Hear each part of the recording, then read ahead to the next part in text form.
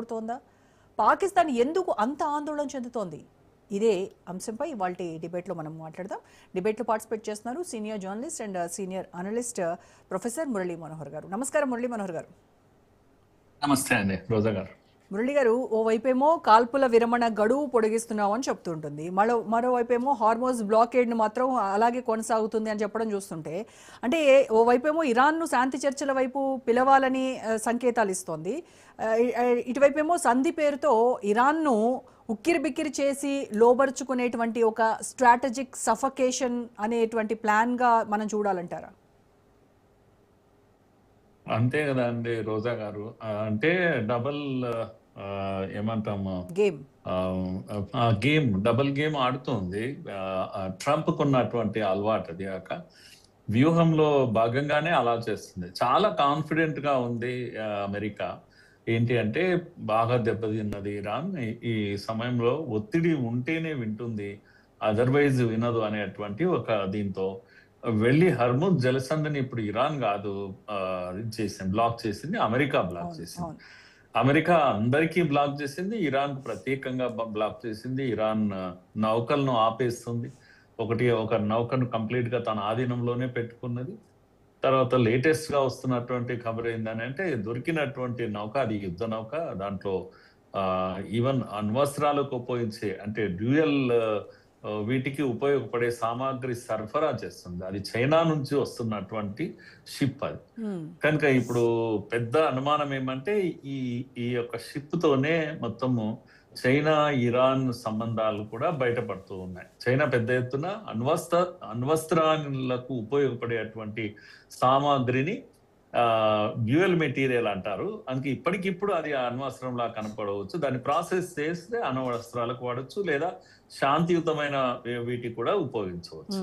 అలాంటి వస్తువులను ట్రాన్స్ఫర్ చేస్తుంది చైనా అనేది ఇప్పుడు అమెరికాకు ఉన్న అనుమానం ఇప్పుడు నివృత్తి అవుతుంది. చాలా రోజుల నుంచి దాన్ని ట్రాప్ చేసి పెట్టింది. దాన్ని అక్కడ నుంచి చైనా నుంచి బయలుదేరినప్పటి నుంచి కూడా ఎక్కడి నుంచి వచ్చింది, చివరకు మలేషియా దాటాక పట్టుకున్న తాను. ఇలాంటి ఒక దీంతో ఒత్తిడి తీసుకొస్తా ఉంది.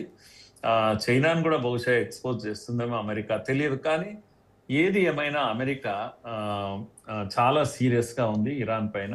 అంటే తాడో పేడో తేల్చుకునేటువంటి పరిస్థితి ఏర్పడేది అమెరికాకు, ముఖ్యంగా ట్రంప్ యొక్క పర్సనల్ గా తన పొలిటికల్ ఫ్యూచర్ బాగుండాలంటే ఇప్పుడు లొంగిపోవాల్సిందే ఇరాన్. అందుకే ఒకవైపు పాకిస్తాన్ లో సెకండ్ రౌండ్ ఆఫ్ టాక్స్ ఈ రోజు మొదలు కావాలి. యాక్చువల్ గా today is the last day అన్నట్టు, ఈ సీజ్ ఫైర్ కూడా ఇది లాస్ట్ డే.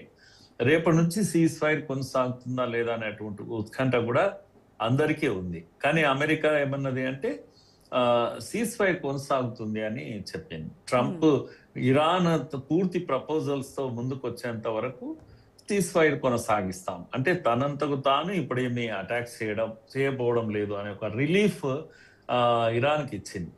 ఆ రకంగా చెప్పాలంటే యుద్ధ విరమణ వైపు వెళ్ళడానికి అమెరికా సుముఖంగా ఉన్నట్టు ఒక సంకేతం ఇచ్చింది. అంటే మరి వైస్ ప్రెసిడెంట్ జేడీ వాన్స్ ఈయన చెప్పారు కదా సార్, మళ్ళీ చర్చలు ఉండవు అని ఆయన ఒక స్టేట్మెంట్ ఇచ్చారు. అంటే ట్రంప్ అడ్మినిస్ట్రేషన్ ఈసారి కంప్లీట్గా డిప్లొమసీ వైపు కాకుండా ఇదంతా ఒక రెజ్యూమ్ కొలాప్స్కే వాళ్ళు ఎక్కువగా ఇంపార్టెన్స్ ఇస్తున్నారేమో అనిపిస్తుంది. అలాగే ఉంది మీరు అన్నట్టుగా. పూర్తిగా ఇరాన్ కొలాప్స్ కావాలి. ఇరాన్లో పూర్తి క్లియర్ కట్ సంకేతాలు ఏంటి అంటే ఐఆర్జీసీ సంబంధించిన హాట్ గ్రూప్ ఏదైతే ఉందో దానికి, తర్వాత కాస్త అఫీషియల్స్ మెతక వైఖరితో ఉండేటువంటి గ్రూప్స్ మధ్యలో చాలా గ్యాప్స్ వచ్చినాయి. కనుక ఇప్పుడు ఇరాన్ చేస్తున్న ఆపరేషన్స్ అన్నిట్లో కూడా there is a division, clear cut division.